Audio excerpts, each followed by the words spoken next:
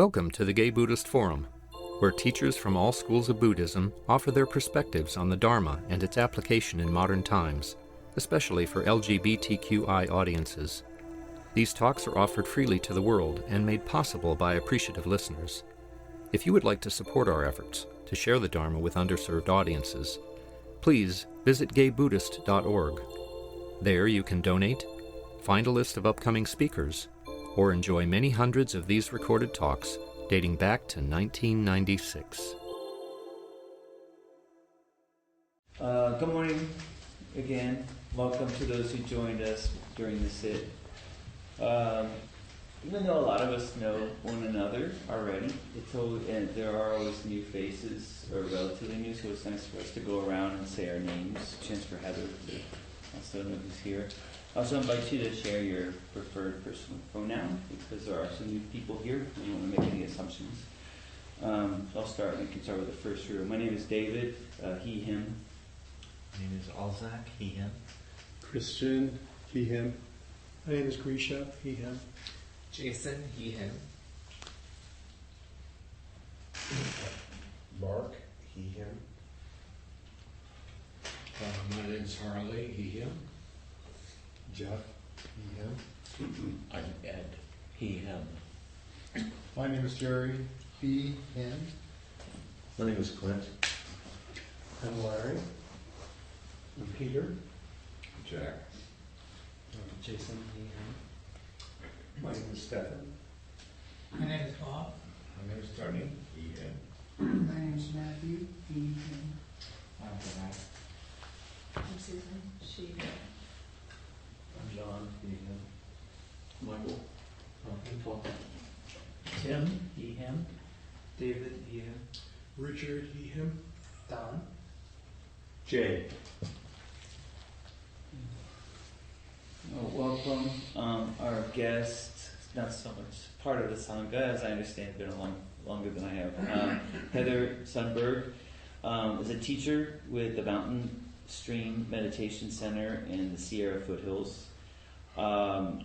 She also leads nationally and teaches classes, day-longs, and retreats throughout the whole country, including Spirit Rock Meditation Center, where she also has completed the 4-year Insight Meditation Society teacher training, and I understand is also currently on the Teachers Council. At the moment. I want to get a little pressure on your website. So. Yeah. So you feel free to add anything else, but thank you and welcome, Heather. Thanks for being with us. Yeah, thanks for facilitating.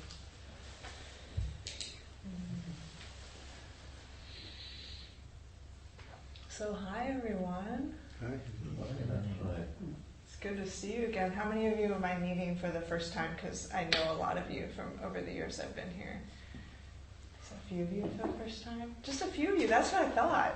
I literally travel around the world teaching, and one of the occupational hazards of that is that everybody starts to look familiar and friendly, but I don't actually know who I know. That's actually a wonderful thing to move around this planet with that perspective, especially in these increasingly polarized, divisive times worldwide. So it's kind of a gift, but I also like to ask, who am I meeting for the first time, really? So I'm very glad to be back. And I was trying to figure out this morning, because I was meeting David, and he said, "You've been here before, right?" I said, "Yeah, I think about 15 years." But then I was trying to figure out how long. Do you know when you first invited me? I'm looking at you, Jeff. Probably 7 years ago. No. Way before I moved up to the foothills, and that was a decade ago. Yeah. So a while.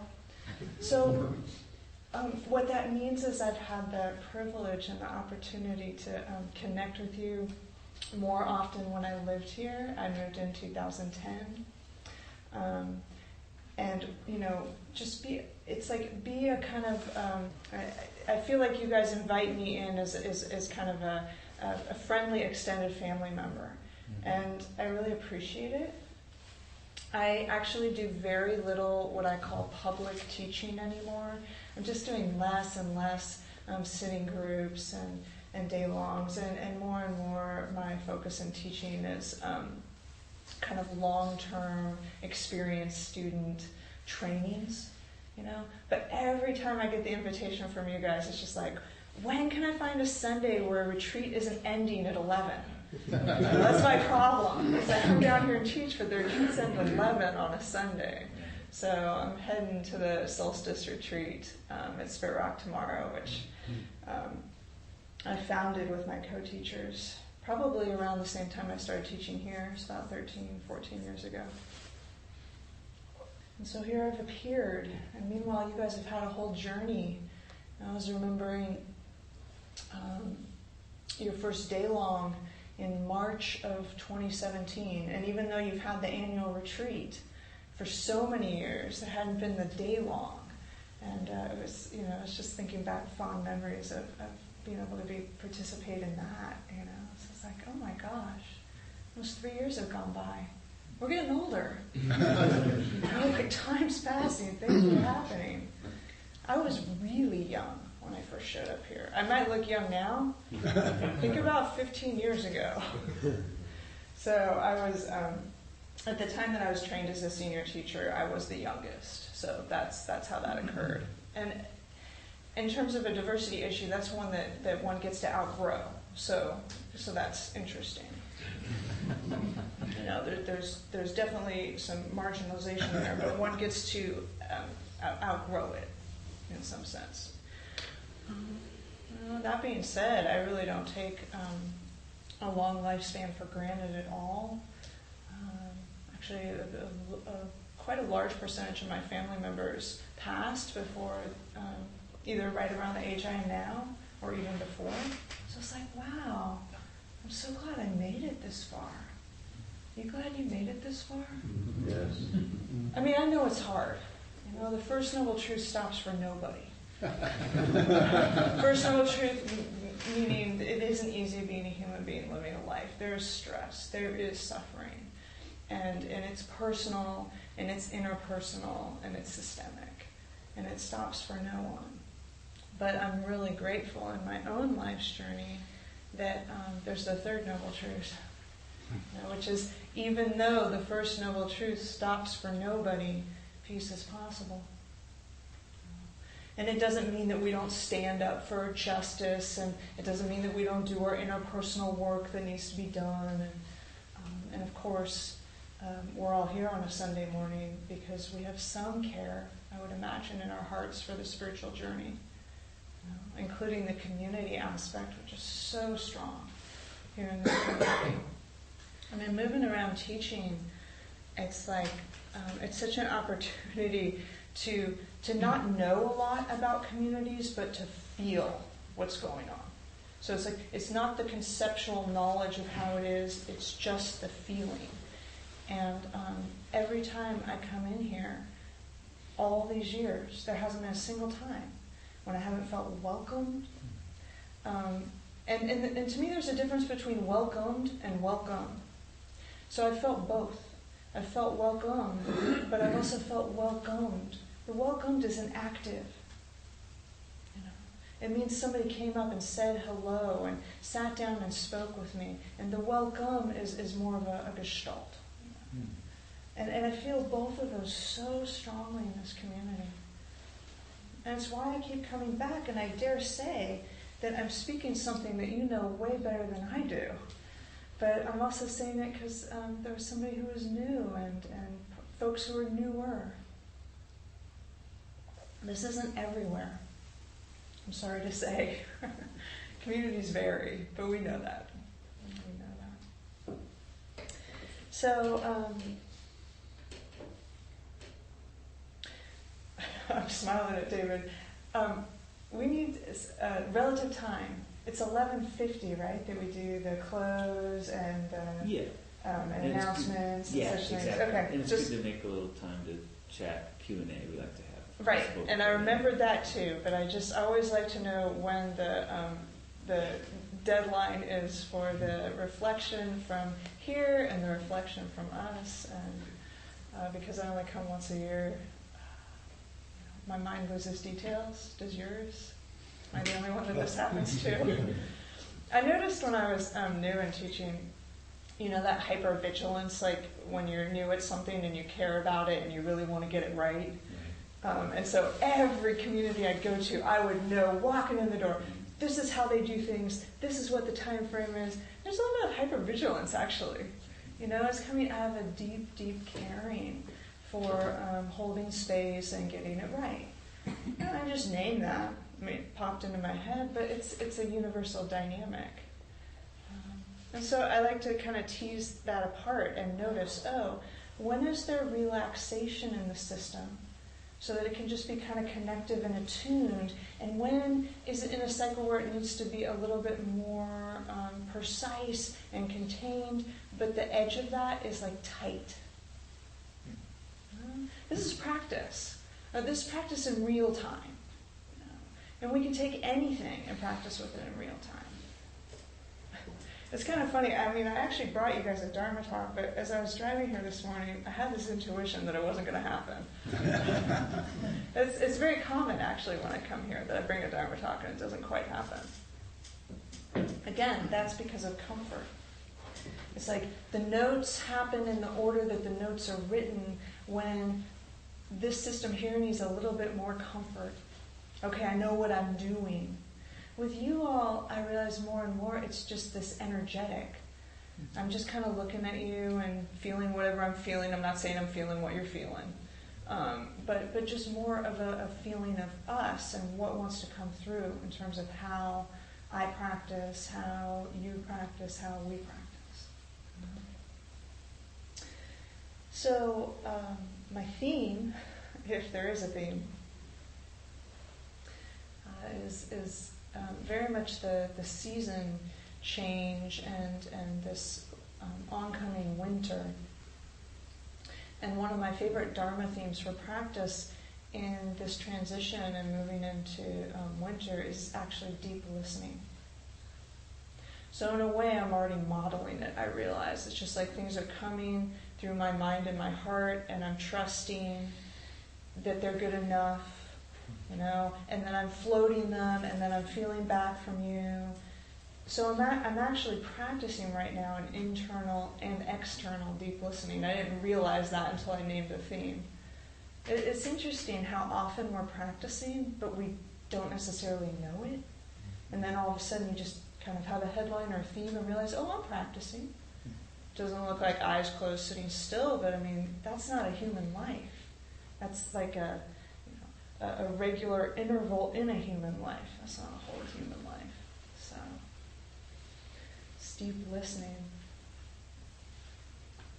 Are you, is anybody, would it be helpful if I spoke up a little more for anybody here? Just want to check that out. Okay. Part of the reason I'm asking, and thank you so much for the hot water, is that I did something last night that I haven't done in probably 2 decades, which is I went to a Christmas party. And I stopped celebrating Christmas 2 decades ago. When my mother passed, I just turned to the rest of my family and said, folks, I'm done. I'm sorry. I asked for forgiveness for the trouble of me not cooperating with status quo in my family, but I was done. And so I went to a Christmas party last night and we were caroling, and that's why I went, because I love to sing. And so it was songs that I hadn't sung since I was a kid. And so I feel a little bit hoarse because I really belted it out. I had a good time. It was sweet.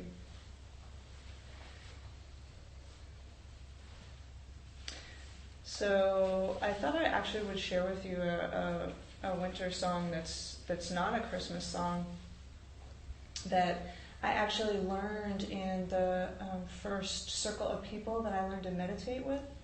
So the short backstory is that I grew up in northern Marin County, and that was back when northern Marin County was smaller, quieter, somewhat affordable. And I grew up in a family where, we grew up in hand-me-downs, and like our vacation was like the camping trip weekend, So I didn't grow up in the Marin that you think of when you think of Marin.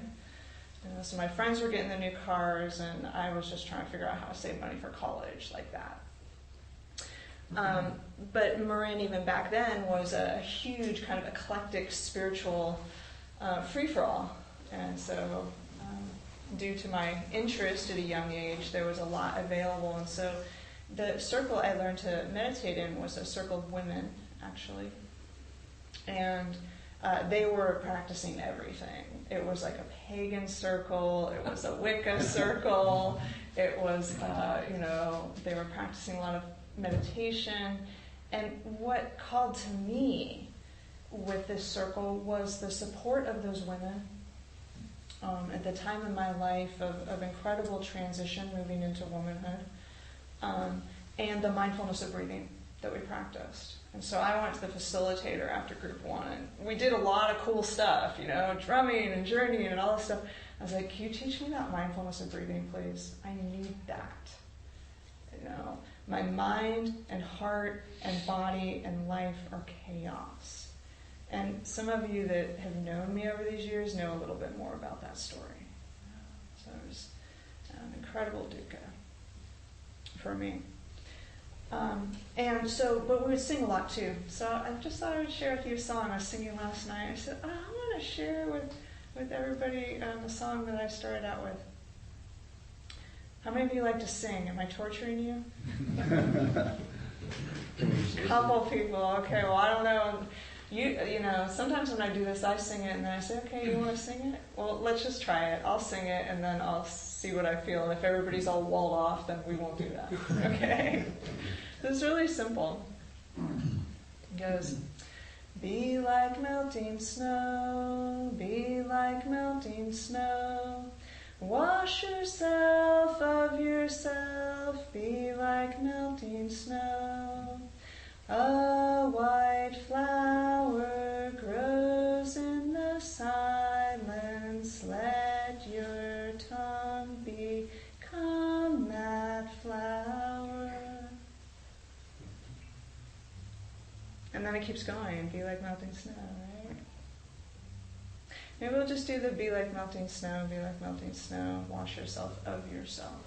Be like melting snow. That is what this practice is. We are melting the solid, contracted sense of self and other. And in doing that, it's like we're washing through everything that we've been through and haven't been through. And that sense of, I know sometimes purity is a word that is actually triggering for people, but I don't mean it in terms of dirty and clean. I mean it in terms of like, oh, it's clear. It's clear because I touched and held and cared and washed through all of it. Like that is actually for me my spiritual journey of this life and the last 25 years. So it's be like melting snow, be like melting snow. Wash yourself of yourself, be like melting snow. Are we walled off? A little bit. You don't have to do this. As long as you stay in the room, you're part of it. Okay. Be like melting snow, be like melting snow. Wash yourself of yourself, be like melting snow. That's sweet. You feel the difference when we sing versus just when we're quiet? You feel that? I know not everybody can feel energy, but it's like it just got warm and lit up. It's like you don't have to feel it to receive it. That's the interesting part. Which is a really important point to make when we're in toxic energetic environments. So some of us don't feel a lot energetically. Some of us don't feel a lot emotionally. Some of us don't feel a lot physically. We all have places where we don't feel, and we all have places where we do feel, more or less. So if you don't feel a lot energetically, you're like, what's this woman talking about with the energy? It's like, okay, you don't have to worry about it, but pay attention when you're in a really reactive environment, because even if you don't feel it, it's still affecting you. Doesn't mean we can get out of it. First Noble Truth stops for nobody. But, maybe we take a run afterwards, or, do some yoga, or drink some extra tea if it's winter. clearing. There's 1,000 ways to clear. And the buildup happens in our sense of self and in our environments, at work, politically, on the street. There's buildup. So there's this constant process of things building up. Nothing wrong with it, it's just life. And then there's this constant opportunity to clear. Or another way to put to clear is to allow things to move through versus getting stuck.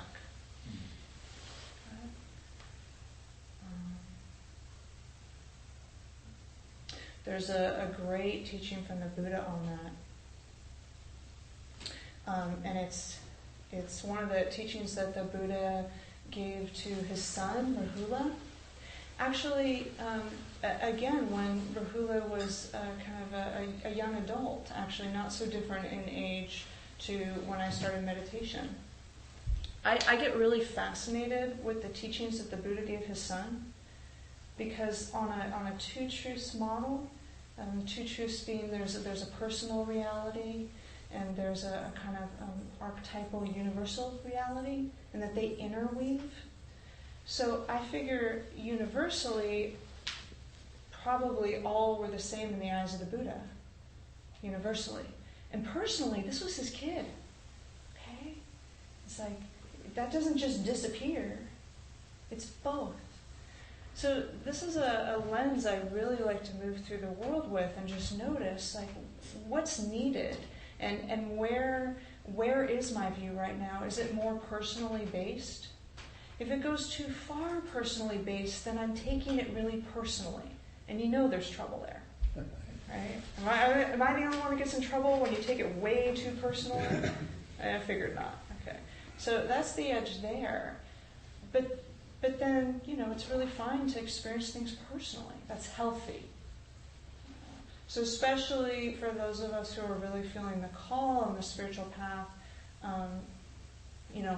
for the different qualities of awakening, for transcendence, as it were, we need to interweave this personal. We've got to go through healthy developmental stages before we move into an absolute reality of not self all the time. Sometimes we're working deep with the wisdom lenses of impermanence, unsatisfactoriness, and not self, and other times we're going back and doing therapy because those wisdom lenses kicked up some stuff that we didn't have the skills to deal with before, and maybe now we do. Or we didn't have the support, and maybe now we do. So this two truths model. How many of you know that teaching from before, the two truths? Is this new? What's new? Do you want me to say a little more about it? Okay. What am I going to say? I have no idea. Actually, I like to keep these kind of things really simple because I want to use them all the time. So, you can go online and look up talk on two truths and get all the different theory, and it gets really, really nuanced. But what I'm interested in, here we are on a Sunday morning living our lives individually and together, is can we just remember that? So the traditional translation of two truths is like conventional and ultimate, or absolute and relative. But the way I like to translate it for a daily life is personal and universal. And so for a practice, we can really track. Is it more personal experience right now? Could we bring in more of perspective? So if I'm really taking something personal, one of the things I'll do is I'll open up, and often I'll open up to change, because when it feels personal, it also feels like it's forever. And so I'm losing contact with change at that point. It's getting solid and separate. So I'll go, what cycle am I in right now? Is a question that I'll ask. Or this too shall pass, which kind of goes back to my 12-step training, So it's okay to bring in lots of different spiritual paths and modalities. I'm sure most of us know that. It's like, let's bring everything that we've got and we've been offered to this journey, because it's hard enough, and we've actually got a lot of tools and info and support. But then there's also just really opening up more and more and more to this universal that there's more of a sense of us than me. Again, only when it feels healthy. And for me, so I think about the activism work that I'm doing right now, like as an example.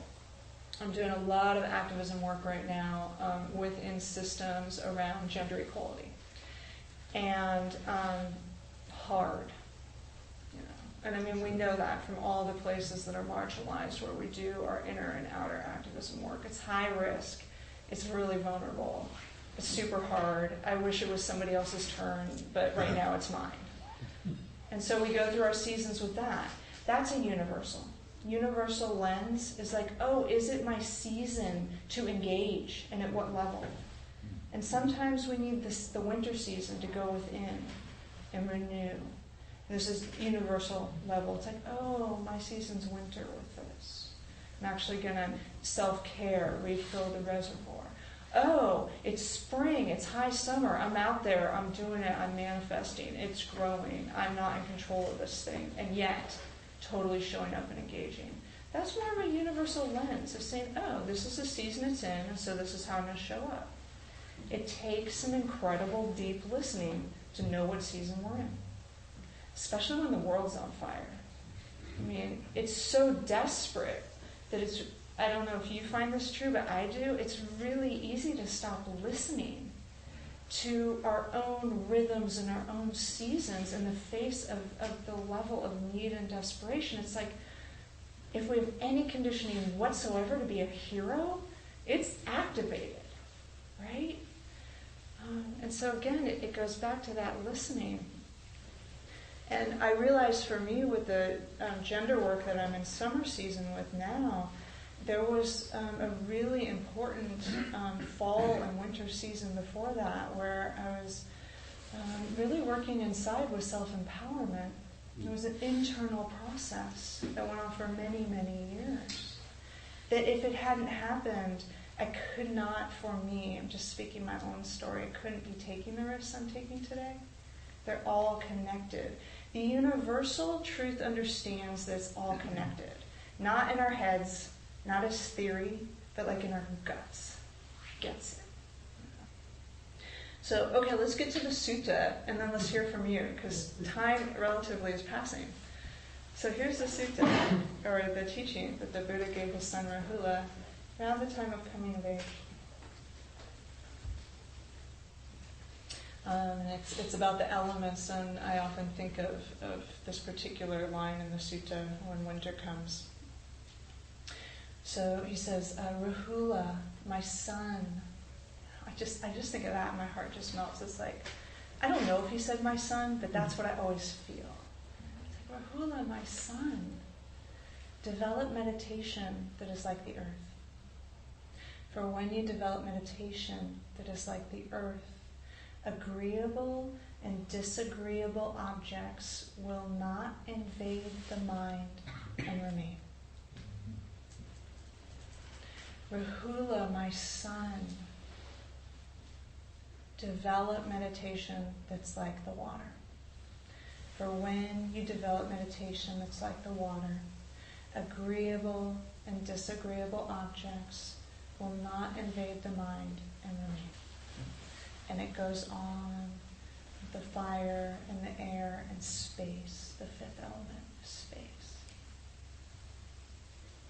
And I realize when I say it out loud that way, and when I say in my head, my son, that way, what it evokes is bringing together the wisdom of that teaching with the heart of that teaching.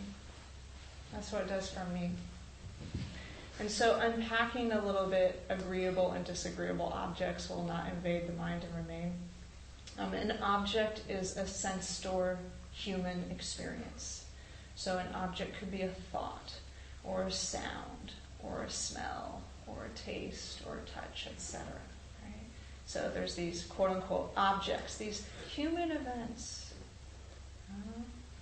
It's like one time somebody asked the Buddha, well, what's kind of the whole of human reality? Or it's the sutta called the all. And the Buddha answered, oh, I'll tell you the all. I can tell you all about the all. The all is the world of these 6 sense doors. Eyes, ears, nose, mouth, body, mind. That is the all of human experience, or of the potential to fall asleep and to wake up is contained in these human, mostly physical experiences. It's so earthy. It's really tangible. I know in our heads we can go off and live endless realities, but so much of it's tangible. So if agreeable and disagreeable objects are not invading the mind and remaining, does that mean that we've just given ourselves a 6 sense door lobotomy? Fortunately, of course, the answer is no, not at all. What it means is that everything is allowed to pass through. And it's already passing through. But when it invades the mind and remains, we are fueling it past its natural life cycle with attention. So I'll give you just a really obvious example. Let's say there's a agreeable object thought. So there's a wonderful thought. Maybe it's creative even. Or the idea for a trip.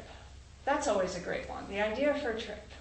Whether it happens or not, we get to live that trip 1,000 times before we ever go, right? And then there's the rehash. So we get the idea for a trip. This object moves through the mind, and then we start fueling it with attention and plans and ideas and worries that it's not going to work out the way that we want it to. And do I really have the money for that? And what's the best time of year? It is now remaining and growing in different directions past the life cycle of just the idea for the trip, which is just moving through, is another experience of being human. I'll give you the example for the disagreeable. Like we got a burning resentment. So let's say it's the mental, emotional, got a burning resentment towards someone or something, and it comes up, starts moving through the mind-body system, and it gets fueled because, man, I'm right. I am so right. You cannot tell me that I'm not right. Everyone knows that this one really is worth being resentful and right about, okay? And so it invades our mind-body system and remains, and we start living from that resentment and that self-righteousness. And it's so tight and actually separating, because when we're self-righteous towards somebody else, then all the parts of ourselves that are a mess and don't quite measure up also are not okay. And so then we start walling off parts of ourselves, right? So these things invade, or like, let's say there's an annoying sound. The sound comes and goes, but the mind that's like, is it coming back? I hated that. What can I do to fix it? It invaded the mind and remained, okay? So my son, develop meditation that is like the earth. For when you develop meditation that is like the earth, agreeable and disagreeable objects do not invade the mind, and they do not remain. They pass through. There's an acknowledgement, there's a care, there's even a connection. So it's not a negation. It's just not creating more than there needs to be. Not holding on. So maybe closing quote.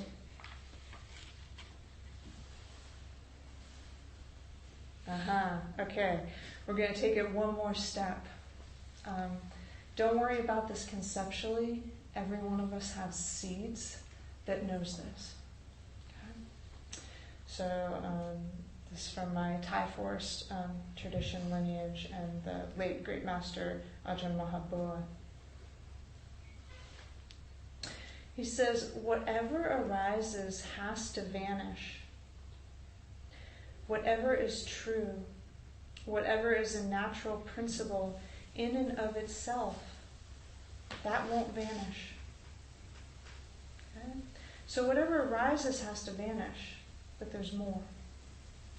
He says, in other words, the pure mind, the quality of the mind that knows, won't vanish. Every sort of thing may vanish, but that which knows they're vanishing doesn't vanish. This vanishes, that vanishes, but the one that knows they're vanishing doesn't vanish. Whether or not we try to leave it untouched, it just keeps on knowing.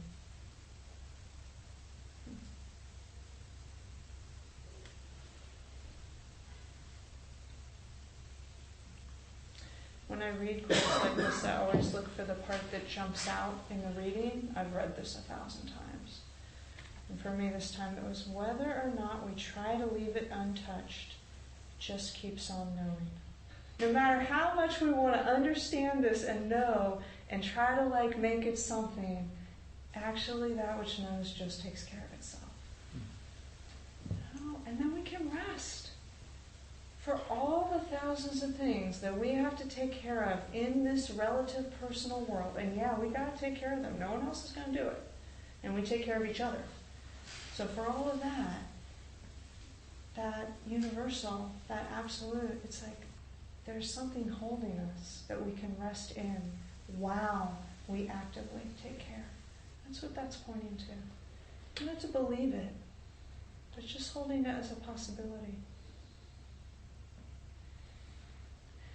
Very much is the underlying foundation of how I'm able to not just take care of myself, but offer service in this world. Without that,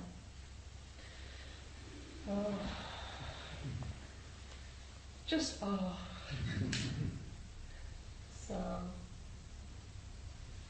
what are your thoughts? What are your questions for a few minutes? Yeah. I'm Jason. Jason, hi. And I just am making some connections with 3 different sections of what you've talked about. Yeah. And you talked about this kind of, recognizing that some people are better with acknowledging energy, and some people are better with the body, and some people are better with the emotions and that kind of thing. And then taking the sutta and kind of connecting, I was like, oh, well, couldn't we say that the earth is the body?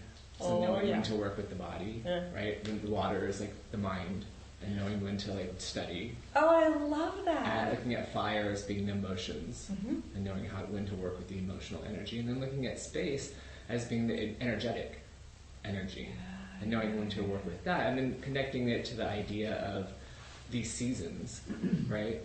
And then we'll let him give the Dharma talk. This is great. I'm just doing a reflection of what we talked about. I'm going to write this down afterwards. I love it. I've never connected the 5 elements with that sutta with what you're talking about, because honestly, like I said, the Dharma talk just didn't happen, so I was just riffing. It's just I'm going to riff on that more next time I come back, to be continued. But to know when it is that, I need to go into winter. I need to practice with my body, or I need to practice with my emotions. Yeah. Right? But I think that we have such a challenge in our society because we always want to stay at summer. Right.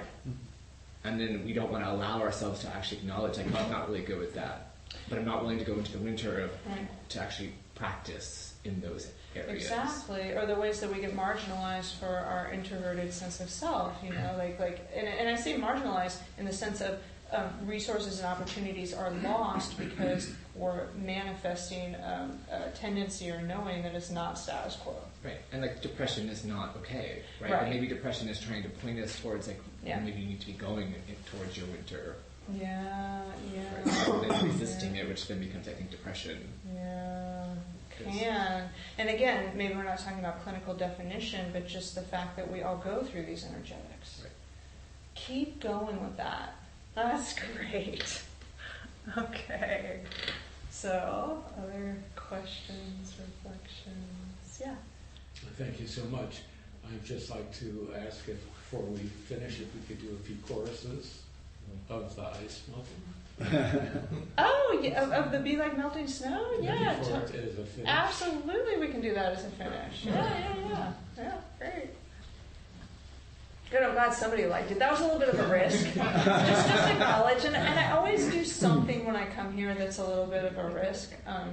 Just because I sense in talking to you all over the years the way that, you take risks in your life and your spiritual path, and I'm really into being one of many. Even though I have a particular role right now, it's still that one of many. Please.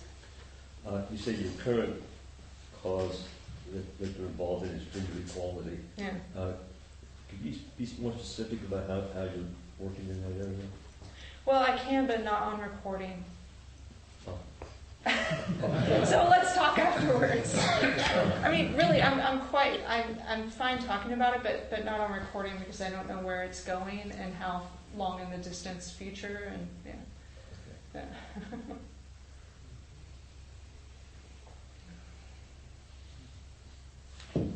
I appreciate you mentioning the knowing. Yeah. Is apart from that which arises, that isn't touched by sensory objects. It doesn't get mentioned very often in Buddhism. Yeah. It doesn't. My sense is that the knowing quality doesn't get mentioned very often in insight meditation. So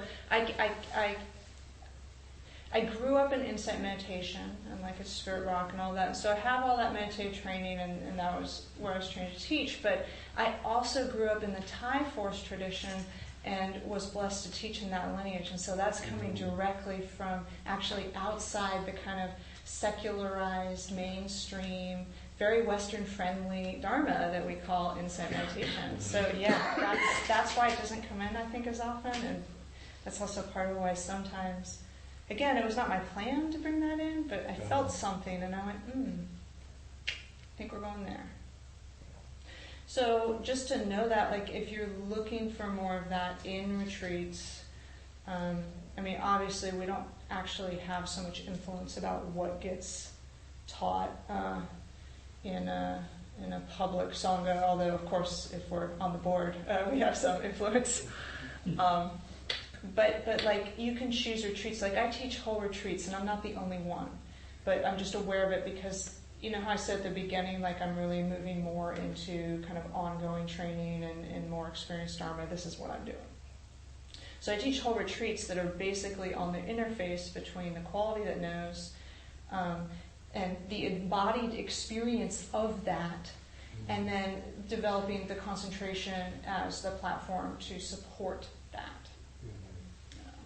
And so that might have sounded a little bit like promotion. I actually want to make it like extremely clear that I almost never mention this in public teaching. You can like hear me in public talks for years and never even know that I'm doing this. Doing it really quietly in small groups, so it's not like out there on a website that you're going to find out about. So I'm just saying it so that you can keep tracking in your practice what themes and who you want to follow, and also that interface between that which knows, the embodiment of it, and the concentration. Because it's important. Yeah. Thanks. Yeah. All right, so I think we're at 11:50, yeah? Any other... You're wasting time more than I am. Any other questions or comments? Just want to don't know. I wonder if I can, real quick. Yeah. I really, thank you so much. I really want to hear this talk again and again and again. We recorded it. I know. You know what? I'm going to tell you guys something else. Seriously, the few kind of sanghas, sitting group sanghas and daylongs that I go to now, I refuse to record. I've stopped recording. And the only group that I still record for is you guys, because I know that sometimes people are ill, chronically ill, or in a different location, they moved. I love you guys. I really want to support what you're doing. So anyway, I cut you off. Sorry. So many things that you said, I got instantaneous associations. The one I remember right now was in the beginning when you're talking about the personal and universal. When I'm at the personal, I get judgmental. And allowing that to pass through is extremely difficult. Yeah. So thank you for making me aware of that. Right, and with the awareness, then choice possibility is available. But without the awareness, there is no choice possibility. Right? So it's like that's why that really simple line in that sutta, I've been practicing with it for years. I'm noticing what invades my mind and remains, and what's the way out. And that's what you just did. I totally appreciate that. You know, for your own well-being, and then for everybody around you as well. Yeah, thank you. Well, thank you very much, Heather, for joining us today, for your time. Before we close out, are there any announcements, things going on in the community that you want to share? Please. I just want to say that thank you all for the surveys that you completed. We're analyzing them now to get the trends and points to talk about more, and we'll do that in January after a staff retreat. Just to touch base on prisoner outreach, some people have asked, and I just got an update from Jeffrey at the Zen Center about how it works, but basically there's a long list of prisoners who would love, gay Buddhist prisoners or Buddhist prisoners who would love to have a pen pal, and there are very few volunteers. So still the way to do it is to contact the Zen Center, and they can connect you with a prisoner. And I've been doing it for a few years since I joined GBF, and I have I just went through the mail, and there are always more letters. Thanks for following up on that. Yeah. And then, so is there? Well, I guess maybe we could talk to you just ask me after about who it presents. Okay, thank you, appreciate it. Jerry, I just want to make an announcement. Ted Johnson, known as Tatuan, passed away last week. He had an aneurysm in his stomach, and he's been living up in Fountain Grove for the past probably 6-7 years. But just want to put him in our thoughts. And Bob?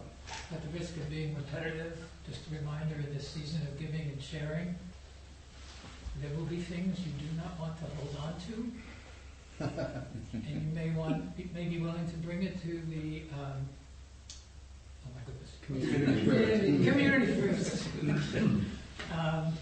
Because when they sell it, if you mention our name, David's Fellowship, group number 40, we get a piece of the profit that they make on selling it, and we appreciate that very much. I'm the host, and there's food out there, a lot for tea. And people go finish at 12:30, and you can sign up for the email list and at the dump.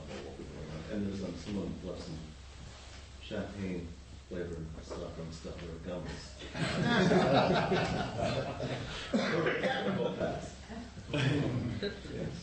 Also, the book group is stepping into a new book right now. We're going to read some chapters from The People's History of the United States. Good book. It's nonfiction. So we're going to at least start with at least 3 chapters, and I think we're looking at, we decided January 13th. Is that right? The Saturday 13th. I don't know. Look for email if you're interested and curious. You can ask me. Does that sound right? I think it was the second Saturday we were looking at. Okay.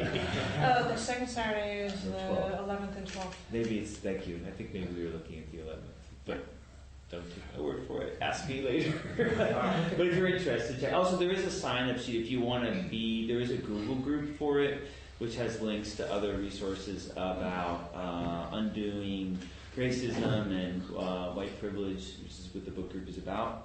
So you can talk to me or just even put your email on the list that's out there. Please. Yes, many of you know there's Queer Dharma at Zen Center. I was there yesterday. It's held once a month. It's a very diverse group. It's been going on, I think, for 10 years. And they're having their 10th year anniversary, I think, on the Saturday, January 11th, whatever that is. Anybody can check it out over at the Zen Center, and there's a panel of speakers, and I don't know. But it's definitely worth checking out. Thank you. Yes, Jerry? in addition, next week will be open discussion. And also with Donna, we ask for $10 to $20 donation.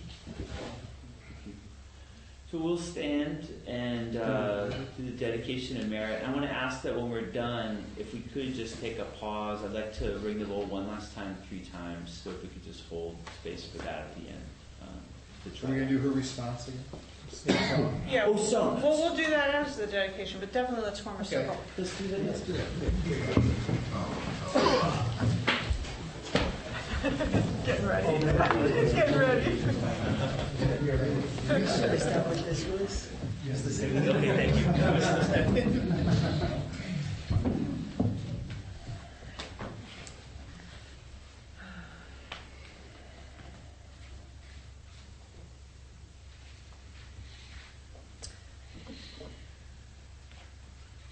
So we're taking a moment to bring to our hearts,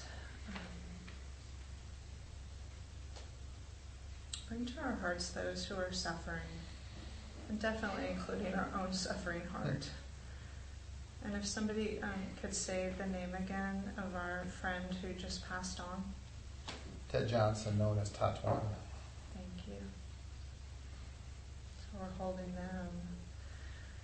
We're holding our own hearts and this world's heart.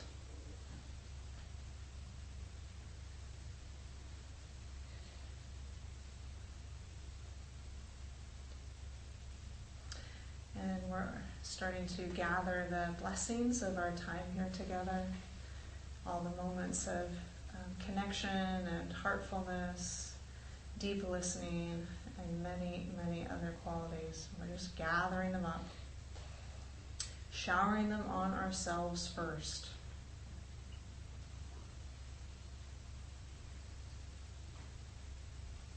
And then letting them move out in widening circles to this beautiful world, those seen and those unseen, nobody left out.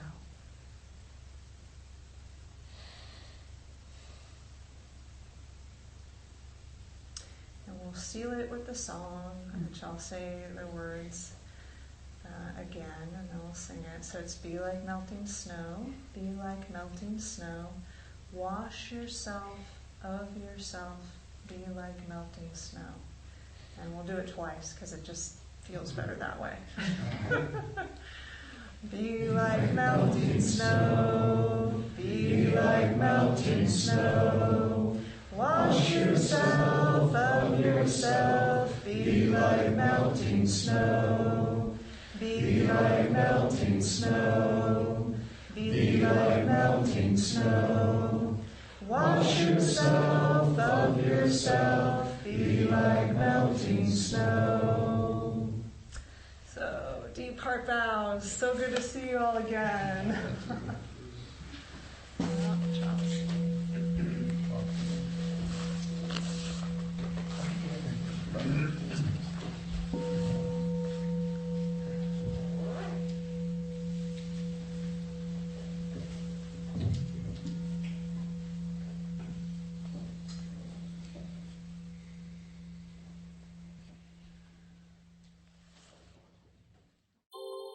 Thank you for listening to the Gay Buddhist Forum. If you would like to hear several new talks per month and be notified of upcoming speakers so you can participate live, please subscribe to this podcast, like us on Facebook, and join our mailing list by visiting gaybuddhist.org.